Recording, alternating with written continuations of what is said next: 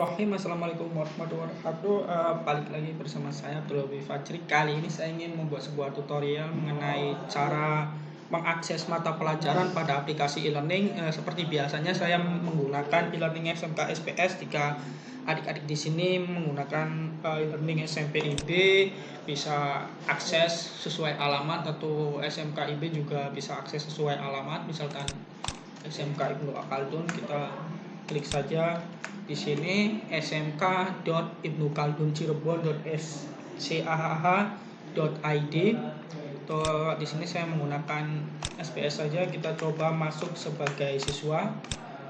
Yang sudah saya jelaskan tadi gimana cara mengakses sebagai siswa. Kita klik saja login.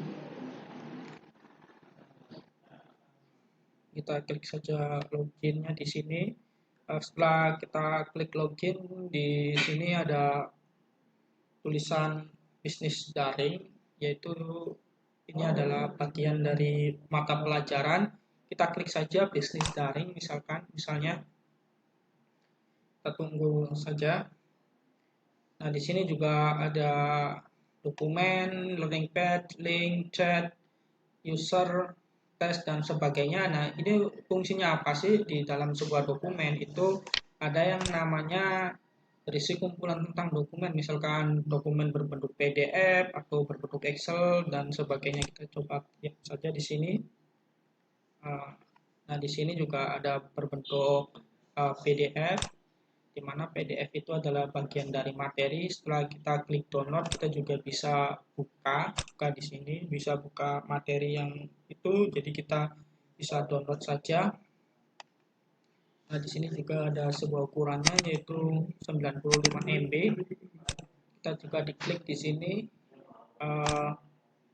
Nah, ini apa sih learning pad? Learning pad itu adalah sebuah rumah di mana sebuah sekumpulan materi, mulai dari dokumen, link, dan sebagainya, itu ada learning pad. Nah, di sini ada link itu apa sih? Link itu yaitu berbentuk video, misalnya video apa saja. Misalkan biasanya saya mengambilnya dari YouTube karena biar nggak terlalu membebani server. Nah, di sini juga ada tes, di mana kita bisa uh, belajar secara online atau mengisikan pilihan ganda secara online. Misalnya adik-adik di sini pakai aplikasi ini bisa menggunakan kebijakan secara online.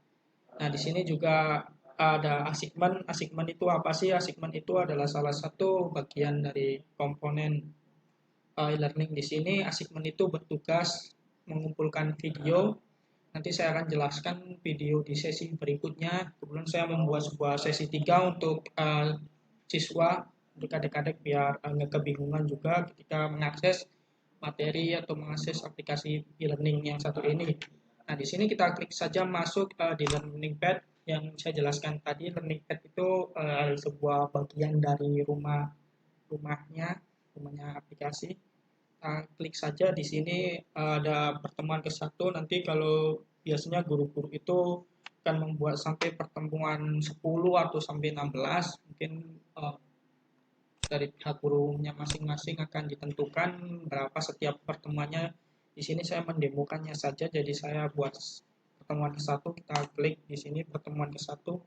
Nah, di dalam sebuah pertemuan ke satu itu ada banyak materi, mulai dari dokumen, video, ataupun kuis kisi-kisi berbasis online. Biasanya saya memakai kuis kisi-kisi online itu uh, pilihan ganda. Nah, oke, kita masuk di sini. Di sini juga ada materi pertama. Materi pertama itu biasanya berisi tentang artikel, pengertian-pengertian dari materi tersebut. Setelah itu kita lihat saja yang di sini. Nah, di sini juga ada pengertian-pengertiannya. Misalkan bisnis daring dan pemasaran adalah sebuah kompetensi kalian jurusan yang menjadi dasar-dasar kemampuan keilmuan. Nah, di sini juga adik-adik bisa mengulangi materi secara terus-menerus. Kalau belajar offline itu sebenarnya bagus juga, tapi kurang efisien. Karena apa sih? Karena jika kita belajar secara offline itu dimana kita kesulitan ketika mengulangi. Yang namanya juga offline kan nggak bisa mengulang-ulang secara terus-menerus.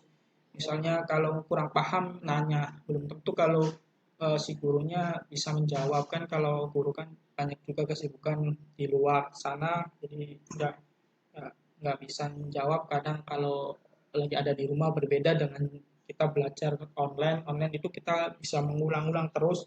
Maka dari itu pendidikan juga harus bisa transformasi ke digital. Itu yang melatar belakangi saya, karena di era teknologi yang satu ini bahkan universitas sekelas Harvard aja sudah kalah sama aplikasi sekelas Udemy, di mana Udemy itu dari sisi pengguna jauh lebih banyak daripada Harvard. Ada apa gitu? Universitas terbesar di dunia, tapi dari segi pengguna itu masih besaran Udemy yang hanya sebuah aplikasi.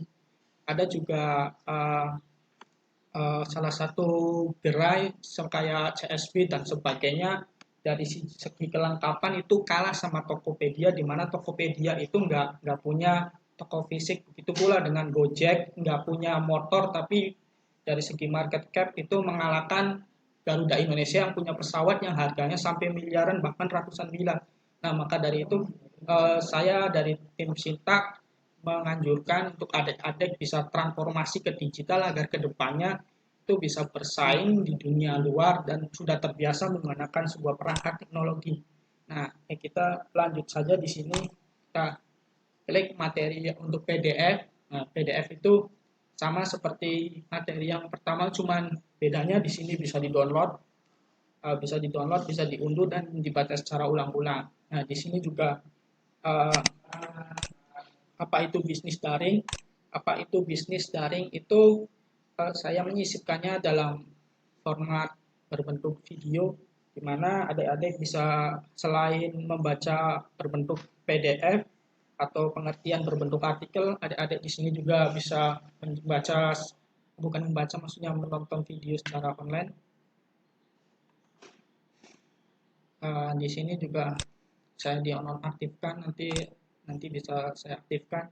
Oke, di yang sesi terakhir itu adalah kuis bisnis daring. Nah, di mana kuis itu adalah pilihan ganda yang ada akan kerjakan. Coba kita start test saja. Kita klik start test, setelah klik start test, barulah muncul seluruh materi, nanti bisa pilih salah satu yang menurut adik benar. Misalkan di sini berikut merupakan inovasi yang dapat dilakukan oleh pembisnis online, kecuali.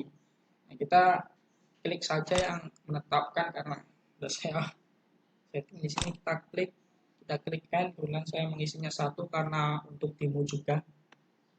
Setelah itu kita tunggu. Nah, di sini salah, bahwasanya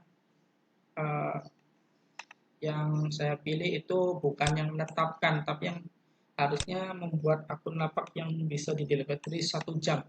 Oke, sekian dulu dari saya materi mengenai cara mengakses mata pelajaran pada aplikasi e-learning, dan kurang lebihnya mohon maaf.